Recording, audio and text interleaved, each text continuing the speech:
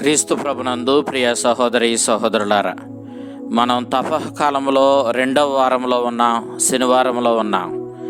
ఈనాటి సువిశేషాన్ని చూచినప్పుడు లూకా శుభవార్త 15వ అధ్యాయం 1వ వచనం నుంచి 3వ వచనం వరకు, 11వ వచనం నుంచి 32వ వచనం వరకు మనం ఆలకిస్తూ ఉన్నాం. యేసుక్రీస్తు తన ప్రేమ సందేశాన్ని ప్రబోధించినప్పుడు ఆ దేవుని సందేశాన్ని పరిసయ్యులు, ధర్మశాస్త్ర బోధకులు, పెద్దలు, సమాజంలో గొప్ప స్థితిలో ఉన్నామన్న వారందరూ కూడా గర్వంతో తిరస్కరించారు. కానీ సుంకరులు, పాపులు, సమాజంలో చిన్నచూపు చూడబడిన వారందరూ కూడా ప్రభు యొక్క సందేశాన్ని విశ్వసించారు, ఆయన్ని అనుసరించారు. ఆయన ఇచ్చిన క్షమాపణను స్వీకరించి ఎంతో ఆనందానికి గురి అయ్యారు.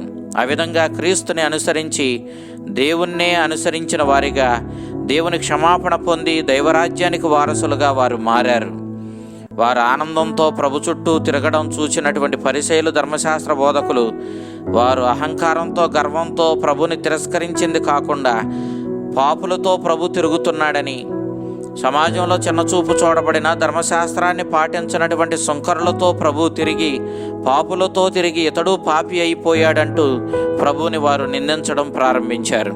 ఆ సందర్భంలో అలాంటి గర్వంతో ప్రభుని తిరస్కరించినటువంటి పరిసయ్యులకు, ధర్మశాస్త్ర బోధకులకు ప్రభు ఈనాడు తప్పిపోయిన కుమారుని ఉపమానాన్ని తెలియచేయడాన్ని మనం చూస్తూ ఉన్నాం. నిజానికి ఇది తప్పిపోయిన కుమారుని ఉపమానంగా పిలువబడిన, ప్రేమ లేని ఈ లోక వ్యామోహాలతో నిండిన ఆ ఇద్దరు బిడ్డలను ఎంతో కరుణతో, ప్రేమతో ఆదరించినటువంటి ప్రేమగల తండ్రి ఉపమానంగా దీన్ని పిలవాలని చాలామంది బైబిల్ పండితులు భావిస్తూ ఉంటారు. అయితే మనం తప్పిపోయిన కుమారుని గూర్చిన ఉపమానం గురించి కొద్దిసేపు ధ్యానిద్దాం.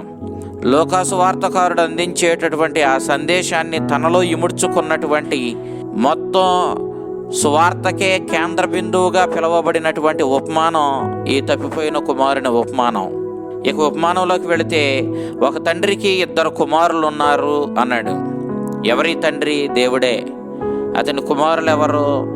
ఒకరు తమను తాము గొప్పవారిగా భావించుకొని, నీతిమంతులుగా వారి స్వనీతిని నమ్ముకొని, మేము ధర్మశాస్త్రం పాటిస్తున్నాము, సమాజంలో గొప్పవాళ్ళము, దేవుడు మమ్మల్ని ఎంతగానో ఆశీర్వదించాడు, మేము ఆ దేవుని అంటిపెట్టుకుని బ్రతుకుతున్నాం, కాబట్టి మా పరలోకపు తండ్రి అయిన ఆ దేవునికి మేము ఎంతో ఇష్టలము, ప్రియమైన వాళ్ళమంటూ తమ గొప్పలు తాము చెప్పుకునేటటువంటి పరిసయ్యులు పెద్ద కుమారుడు. చిన్న కుమారుడు ఎవరు అంటే, సమాజంలో చిన్న చూపు చూడబడి, పాపాత్ములుగా పరిగణించబడి, తండ్రిని ధిక్కరిస్తూ ఆయన ధర్మశాస్త్రాన్ని లెక్క చేయకుండా బ్రతుకుతూ ఉన్నటువంటి సుంకరులు, పాపులు, పేదలు, సమాజంలో చిన్న చూపు చూడబడిన ప్రజలు, పాపులుగా పరిగణించబడినటువంటి వీళ్ళు సహజంగానే తండ్రిని ధిక్కరిస్తారు అని చెప్పబడుతున్నారు. కాబట్టి ఆ విధంగానే ఆ చిన్న కుమారుడు ధిక్కరించినట్లుగా మనం ఇక్కడ చూస్తూ ఉన్నాం. ఆ చిన్న కుమారుడు తండ్రి దగ్గరకు వెళ్ళి, తండ్రి, నా ఆస్తిలో నాకు రావాల్సిన భాగాన్ని నాకు ఇవ్వమని అడిగాడు. తండ్రి బ్రతుకుండగా ఆస్తిని పంచడం తండ్రికి ఎంతో అవమానం. యూదులు ఆ పని చేసేవాళ్ళు కాదు. అయినప్పటికీ ఈ తండ్రి తాను అవమానపడుతూనే కుమారుని స్వేచ్ఛకు, కుమారుని ఇష్టానికి విలువనిస్తూ, ఆ కుమారుడు కోరినట్లుగా తన ఆస్తిలో తన చిన్న కుమారునికి చెందవలసినటువంటి భాగాన్ని పంచి చిన్న కుమారునికి ఇచ్చివేశాడు. నువ్వెందుకు ఆ విధంగా చేశావని సమాజం తండ్రిని నిందించే ప్రమాదం ఉన్నా, తండ్రి మాత్రం చిన్న కుమారుని స్వేచ్ఛకు అడ్డు చెప్పలేదు. తాను నిందపడుతూనే కుమారునికి స్వేచ్ఛను ప్రసాదించాడు. అతడు కోరుకున్నట్టుగానే ఆస్తిలో అతనికి చెందవలసిన భాగాన్ని ఇచ్చాడు. యూదుల సాంప్రదాయంలో ఆస్తిని 3 భాగాలు చేసి 2 భాగాలు పెద్ద కుమారునికి, 1 భాగం చిన్న కుమారునికి యూదులు ఇస్తారు. ఎందుకు పెద్ద కుమారునికి 2 భాగాలు ఎక్కువ ఇస్తారంటే, ఆ కుటుంబ గౌరవాన్ని, ఆ జ్యేష్ఠపు హక్కు ద్వారా కాపాడి కుటుంబ గౌరవాన్ని నిలబెడుతూ ఆ కుటుంబాన్ని ముందుకు తీసుకువెళ్ళవలసిన బాధ్యత పెద్ద కుమారునికే ఉంటుంది. ఇది జ్యేష్ఠపు హక్కు అని మనం పవిత్ర గ్రంథంలో పూర్వ నిబంధనలో చూస్తాం. యాసావు, యాకోబుల చరిత్రలో మనకి ఇది బాగా స్పష్టంగా కనపడుతూ ఉంది. యూదులు జ్యేష్ఠ కుమారునికి జ్యేష్ఠపు హక్కు ప్రకారం ఆస్తిలో 3 భాగాలు చేసి 2 వంతులు పెద్ద కుమారునికి ఇచ్చేవారు. ఆ విధంగానే తనకు రావాల్సిన ఆస్తిలో తన భాగాన్ని తీసుకొని ఈ చిన్న కుమారుడు దూరదేశాలకు వెళ్ళిపోయాడు. వెళ్ళిపోతాడు. కారణం ఏంటంటే అంత ప్రేమ కలిగిన తండ్రి దగ్గర ఉండి తన ఇష్టారాజ్యంగా తాను కోరుకున్నట్లుగా పాపం చేసుకుంటూ వేశ్యలతో తిరుగుతూ తన ఇష్టం వచ్చినట్టుగా బ్రతకడానికి చిన్న కుమారునికి తండ్రి దగ్గర అవకాశం ఉండదు. కాబట్టి తండ్రికి దూరంగా వెళ్ళడానికి అతడు చూచుకున్నాడు. పాపం చేసే వారందరూ కూడా సహజంగానే దూరంగా పోతారు కాబట్టి ఆ విధంగానే అతడు కూడా తండ్రికి దూరంగానే పోయాడు. తన ఇష్టారాజ్యంగా అక్కడ బ్రతికాడు. వేశ్యలతో, విందులతో, వినోదాలతో సమస్తం బూడిద పాలు చేశాడు. ఆస్తి మొత్తం కరిగిపోయింది. డబ్బున్నప్పుడు తనతో ఉన్న స్నేహితులు అతన్ని వదిలిపెట్టి వెళ్ళిపోయారు. ఎంత దయనీయమైన స్థితికి ఇతడు దిగజారాడంటే అక్కడ గొప్ప కరవు రాగా వాడు తినడానికి కూడా ఏమీ దొరకనప్పుడు పందులు కాయడానికి వెళ్ళి చివరికి పందులు తినేటటువంటి పొట్టుతో తన కడుపు నింపుకోవడానికి చూశాడంటే వాడు ఎంత దయనీయమైన స్థితికి దిగజారాడో మనకి స్పష్టంగా ప్రభువు తెలియజేస్తూ ఉన్నాడు. యూదులు పందులను చాలా అపవిత్రమైనటువంటి జంతువులుగా భావించేవాళ్ళు. వాళ్ళ ధర్మశాస్త్రం కూడా అదే చెబుతుంది. కాబట్టి అపవిత్రమైనటువంటి ఆ జంతువుల దరిదాపులకు వెళ్ళడమే తప్పు అంటే ఇతడు ఏకంగా వాటిని కాయడానికి చూశాడు. అంతటితో అయిపోలేదు. వాడికి తినడానికి ఎవరు ఏది పెట్టనప్పుడు వాడు పందుల పొట్టును తినడానికి కూడా వాడు వెనుకాడలేదు. అనగా వాడు ఎంతగా దిగజారాడంటే, ఎంత అపవిత్రమైన స్థితికి వాడు పడ్డాడంటే చివరికి పందుల్లో పందైపోయాడా అన్నంత అపవిత్రమైన దీనస్థితికి వాడు దిగజారాడు. వాడికి తినడానికి కూడా ఏమి దొరకనప్పుడు, కడుపు కాలినప్పుడు, ఆ కడుపును నింపుకోవడం కోసం వాడు ఆలోచించినప్పుడు వాడికి ఒక విషయం గుర్తుకొచ్చింది.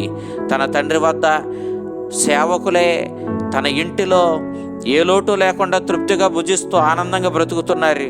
అలాంటిది ఆ తండ్రికి వారసుడైన నేను ఆ తండ్రికి దూరమై ఈ పాపపు జీవితాన్ని జీవించి ఇంత నీచమైన స్థితికి దిగజారి నేను సాధించింది ఏముంది అని చెప్పి వాడు ఆలోచించి వాడు తన కడుపు నింపుకోవడం కోసం తండ్రితో ఐక్యమవ్వాలి, తండ్రి దగ్గర కడుపు నింపుకొని సుఖంగా బ్రతకాలని ఆలోచించి పొట్టకోడి కోసం ఇప్పుడు తండ్రి దగ్గరికి తిరిగి వస్తున్నాడు.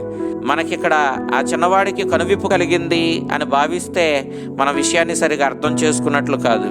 వాడికి తిండి దొరకనప్పుడు ఆ తిండిని ఎట్లా సంపాదించుకోవాలా, ఎక్కడ దొరుకుద్దా అని ఆలోచించి తన తండ్రి దగ్గర పనివాళ్ళు కూడా తృప్తిగా భుజిస్తూ ఆనందంగా బ్రతుకుతున్నారు కాబట్టి ఇక తండ్రి దగ్గరకు వచ్చి నేను నా తండ్రి దగ్గర ఒక పనివాడిగా చేరితే ఈ కడుపుకి తిండి లోటు ఉండదని భావించి వాడు తండ్రి దగ్గరకు రావడానికి నిశ్చయించుకున్నాడు. వాడు ఆ కడుపు కోసమే, ఆ తిండి కోసమే, ఆనందం కోసమే తండ్రి దగ్గరకు వస్తున్నాడు తప్ప తండ్రి మీద ప్రేమతో రావడం లేదన్న విషయాన్ని మనం గమనించాలి. వాడు అల్లంత దూరాన ఉండగానే తండ్రి పరుగున వెళ్ళి ఆ కుమారుణ్ణి కౌగిలించుకున్నాడు. ఆ కుమారుని కోసం అతడు ఎదురు చూస్తూ ఉన్నాడు. ఈనాడు ఆ కుమారుడు రాగానే అంత దూరాన చూచి పరుగున వెళ్ళి ఆ కుమారుణ్ణి కౌగిలించుకున్నాడు. నిజానికి తండ్రి ఆ కుమారుణ్ణి పరుగున వెళ్ళి కౌగిలించుకోవాల్సిన పరిస్థితి లేదు. ఆ కుమారుడు తిరిగి వస్తాడులే అని ఎదురు చూడొచ్చు, లేదా ఆ కుమారుడు అసలు ఎందుకు తిరిగి వచ్చాడని కూడా ఆలోచించవచ్చు. కానీ ఈ తండ్రి ప్రేమ కలిగిన వాడు కనికరంతో తన కుమారుడు తిరిగి వచ్చాడు, అదే చాలు అనుకున్నాడు. పరుగున వెళ్ళి కౌగిలించుకున్నాడు. ఇక్కడ ఊరి వాళ్ళు చూసినప్పుడు తండ్రి పరుగున వెళ్ళడం నిజంగా తండ్రికి అవమానాన్ని తెస్తుంది. ఇతడు ఎవరు అని చూస్తే అతడేమో తన ఆస్తి మొత్తాన్ని మంట కలిపినటువంటి దుష్టుడైన దుర్మార్గుడైనటువంటి చిన్న కుమారుడు. అప్పుడు ఊరి వాళ్ళు ఈ కుమారుణ్ణి కౌగిలించుకోవడానికి ఇతడు పరుగు తీసిందంటూ ఈ దుర్మార్గుణ్ణి ఆ తండ్రి ఇంకా ప్రేమిస్తున్నాడా అంటూ ఆ తండ్రి అలా పరిగెత్తి అవమానకరమైన స్థితిలో ప్రవర్తించడం చూసి తండ్రిని వాళ్ళు తప్పుపడతారు. అంతేకాదు తండ్రిని వాళ్ళు హేళన చేస్తారు, అవమానిస్తారు. కానీ తనకు జరుగుతున్నటువంటి అవమానాన్ని లెక్క చేయకుండా తన కుమారుడు తిరిగొచ్చాడు అదే చాలన్నంత ఆనందంతో పరుగున వెళ్ళి ఆ కుమారుడిని కౌగిలించుకున్నాడు.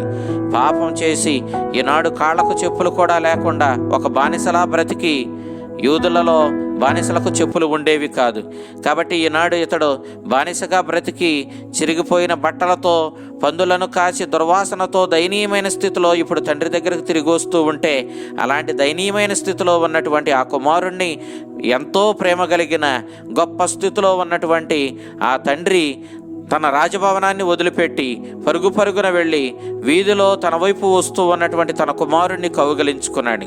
ఇక్కడ తండ్రి కుమారుణ్ణి కౌగిలించుకోవడం ద్వారా నేను నా కుమారుడు వాడెంత తప్పుడు వాడైనా ఇద్దరము ఐక్యమైపోయాము, మీరు నా కుమారుణ్ణి నిందిస్తే నన్ను నిందించినట్లే, కాబట్టి నా కుమారునికి ఏ విధమైన అగౌరవం కలిగించకండి, నా కుమారుడు తిరిగి వచ్చాడు అదే చాలు అంటూ అక్కడున్న ప్రజలకు ఒక సందేశం ఇవ్వడానికే తాను అవమానపడుతూనే పాపాత్ముడైన తన కుమారుణ్ణి కౌగిలించుకొని హక్కున చేర్చుకున్నాడు. మనమందరమే దేవునికి విరుద్ధంగా పాపము చేస్తూ దేవునికి శత్రువులుగా బ్రతుకుతున్నప్పుడు దేవుడు తన కుమారుని ఈ లోకానికి పంపించాడు. తన కనికరాన్ని, ప్రేమను యేసుక్రీస్తుగా మన మధ్యకు పంపించాడు. ఆ యేసుక్రీస్తు, ఆ దేవుని ప్రేమ కనికరమైన ఆ ప్రభువు యెరూషలేము పురవీధుల్లో అవమానకరమైనటువంటి సిలువను మోసుకుంటూ ఆ పురవీధుల్లో పరుగులు తీశాడు. పాపాత్ములమైన మనల్ని హక్కున చేర్చుకోవడానికి, మనకు పాపక్షమాపణ తేవడానికి, మనల్ని మరలా తండ్రితో ఐక్యపరచడానికి తాను అవమానపడుతూనే యేసుక్రీస్తు అవమానకరమైన సిలువను మోస్తూ యెరూషలేము పురవీధుల్లో పరుగులు తీయడం మనం చూసినప్పుడు ఆ దేవుని ప్రేమ ఎంత గొప్పదో మనకు అర్థమవుతూ ఉంది. వెంటనే తన సేవకులతో ఆ యజమాని, ఆ తండ్రి ఈ విధంగా అన్నాడు, వెంటనే నా కుమారునికి వేలికి ఉంగరము, కాళ్లకు చెప్పులు తొడగండి, కొవ్విన కోడిదోడను వధించండి, మనం విందారగించి వేడుక చేసుకుందాము. ఎందుకనా చనిపోయిన నా కుమారుడు మరలా బ్రతికెను, తప్పిపోయిన వాడు తిరిగి దొరికెను అని చెబుతూ ఉన్నాడు. మనం దేవుణ్ణి తిరస్కరించినప్పుడు ఆయన కారుణ్యాన్ని, ప్రేమను గుర్తించకుండా మనం మన సుఖాల వెనకాల పరిగెడుతూ మన ఆనందాలను కోరుకొని దేవుణ్ణి తిరస్కరిస్తూ బ్రతుకుతున్నప్పుడు మన పాపపు జీవితం ద్వారా మనము చనిపోతూ ఉన్న దేవునికి దూరం అవ్వడం అంటే, వెలుగుకు దూరం అవ్వడం అంటే చీకట్లోనికి వెళ్ళినట్లు, దేవునికి దూరం అవ్వడం అంటే మనము మరణాన్ని ఆశ్రయించడమే. సాతాను మనల్ని పాపంలో పడేలా చేసి పాపపు వేతనమైన మరణాన్ని మనకు తెస్తుంది. కాబట్టి దేవునికి దూరమైన మనము మరణం పాలై ఉన్నామని ఎప్పుడైతే మనం మరలా మన తప్పును తెలుసుకొని ఆ ప్రేమమయుడు, కరుణామయుడైన దేవుని వైపు మరలామో అప్పుడు మరలా మన మరణం నుండి జీవం వైపు నడిపించబడుతున్నామని చాలా స్పష్టంగా ఇదిగో ఈ యొక్క ఉపమానం ద్వారా క్రీస్తు ప్రభు మనకు తెలియచేస్తూ ఉన్నాడు. అసలు క్రీస్తు ప్రభు చెప్పినటువంటి ఈ ఉపమానంలో అసలైన భాగం ఇప్పుడు వస్తూ ఉంది. ప్రభు అసలు ఈ ఉపమానాన్ని ఇదిగో ఈ పరిసయ్యులకు, ధర్మశాస్త్ర బోధకులకు మేము నీతిమంతులమని తమ స్వనీతిని నమ్ముకొని దేవుణ్ణి అంటిపెట్టుకొని ఉంటున్నాము, ఆయన చెప్పినట్లుగా ధర్మశాస్త్రం పాటిస్తున్నా కాబట్టి మేము చాలా గొప్పవాళ్ళం. ఎంత గొప్పవాళ్ళం అంటే ఇక దేవుడు కూడా చివరికి మా నీతిని చూచి ఆయన చచ్చినట్లుగా మమ్మల్ని రక్షించాలి, మమ్మల్ని రక్షించుకోవడానికి మేము దేవుని మీద ఆధారపడడం లేదు, ఆయన దయాదాక్షిణ్యాలు మాకు అవసరం లేదు, మా స్వనీతి, మేము పాటించే మంచి బ్రతుకు, మేము పాటించే ధర్మశాస్త్రము, మా గొప్ప క్రియలే మమ్మల్ని రక్షిస్తాయని దేవుని మీద ఆధారపడకుండా గర్వంతో తమ స్వనీతిని నమ్ముకున్న ఈ పరిసయ్యులు, ధర్మశాస్త్ర బోధకులను ఉద్దేశించి ప్రభు ఈ ఉపమానం చెప్పాడు. కాబట్టి ఇదిగో ఇప్పుడు ఆ భాగాన్ని మనం చూస్తూ ఉన్నా. అతని పెద్ద కుమారుడు నేను తండ్రితోనే ఉన్నాను అని చెప్పేవాడు పొలం నుండి తిరిగి వస్తూ ఉన్నాడు. అంటే తండ్రి చెప్పిన పనిని సక్రమంగా చేస్తున్నాడు, అందుకే ఇతడు పొలం నుండి వస్తున్నాడని మనం గమనించాలి. అయితే అతడు అల్లంత దూరాన ఉండగానే అతనికి సంగీత నృత్యముల ధ్వని వినిపించింది. అతడు వెంటనే ఒక సేవకుని పిలిచి ఇదంతా ఏమిటి, ఈ కథా కమీషు ఏమిటి అని అడిగాడు. అందుకు ఆ సేవకుడు చాలా స్పష్టంగా, చాలా అర్థవంతంగా సమాధానం ఇచ్చాడు. నీ తమ్ముడు తిరిగి వచ్చాడు, ఆ వచ్చినవాడు ఎవడో కాదు, నీ తమ్ముడే. తన కుమారుడు తిరిగి వచ్చినందుకు నీ తండ్రి, అతన్ని స్వీకరించిన వాడు కూడా ఎవరో కాదు, నీ తండ్రే. ఆ కుమారుడు తిరిగి వచ్చినందుకు ఆనందంతో నీ తండ్రి కొవ్విన కోడిదోడను కోయించాడు, అదే ఆ ఆనందము అని చెప్పి అతడు చెప్పాడు. అందుకు ఆ పెద్ద కుమారుడు మండిపడ్డాడు, తండ్రి మీద ఎక్కడ లేని కోపాన్ని ప్రదర్శిస్తున్నాడు, లోపలికి అడుగు పెట్టడానికి ఇష్టపడడం లేదు. తండ్రి వెలుపలికి వచ్చాడు. పూర్వం తనను తిరస్కరించి తన చిత్తానికి విరుద్ధంగా నడిచి తన ఆస్తి మొత్తాన్ని తగలబెట్టి పాపపు జీవితం జీవించిన చిన్న కుమారుడి వల్ల అతడు అవమానపడుతూ పురవీధుల్లోనికి వచ్చి ఆ కుమారుణ్ణి కౌగిలించుకొని ఆ అవమానాన్ని సహిస్తూ దుర్మార్గుడైన ఆ చిన్న కుమారుణ్ణి తన ఇంటిలోనికి, ఆ పరలోక రాజ్యపు ఆనందంలోనికి స్వీకరించాడు. అయితే ఇక ఇప్పుడు ఈ పెద్ద కుమారుడు చేసిన ఘనత ఏముంది? ఈ పెద్ద కుమారుల్లో మాత్రం చెప్పుకోదగ్గ మంచి గుణం ఏముంది? అతడు కూడా వెలుపల నిలబడి తండ్రిని ఆ పరలోకం నుండి బయటకు రప్పిస్తూ ఉన్నాడు. ఆ పరలోకపు ఆనందం నుండి బయటకు రప్పిస్తూ తండ్రిని అవమానిస్తూ ఉన్నాడు. తండ్రి వెలుపలకి వచ్చాడు. పూర్వం చిన్న కుమారుడి విషయంలో అవమానపడుతూ వెలుపలకు వచ్చాడు. ఈ రోజున పెద్ద కుమారుడి విషయంలో కూడా అదే పరిస్థితి జరిగింది. తండ్రి అవమానపడుతూ పెద్ద కుమారుని కోసం బయటకు వచ్చి, బాబు లోపలికి రా, ఆ వచ్చిన వాడు నీ తమ్ముడే, వాడిని నువ్వు పరాయివాడిగా చూడొద్దు, ప్రేమతో వాడిని నీ తమ్ముడిగా స్వీకరించు, ఈ ఆనందంలో పాలు పంచుకో, వెలుపలనే ఉండిపోవడానికి ప్రయత్నించొద్దు అని చెప్పి బ్రతిమలాడుతూ ఉన్నాడు. నాయనా లోపలికి రా, మనల్ని చూసి అందరూ నవ్వుకుంటున్నారు, ఇదిగో తండ్రిని ధిక్కరించే బిడ్డలుగా మీ గురించి చెప్పుకోవడం, మీరు చేస్తున్నటువంటి ఈ క్రియల వల్ల నాకు అవమానం కలగడం అన్నీ జరుగుతూనే ఉన్నాయి, అయ్యిందేదో అయ్యింది, ఇకనైనా తమ్ముడిని క్షమిస్తూ తమ్ముడిని నీతో కలుపుకుంటూ నీవు కూడా వచ్చి ఈ ఆనందంలో పాలు పంచుకోమని చెప్పి పెద్ద కుమారుణ్ణి కూడా తండ్రి బ్రతిమలాడసాగాడు. అందుకు అతడు తండ్రితో ఇదిగో అంటూ పిలిచాడు.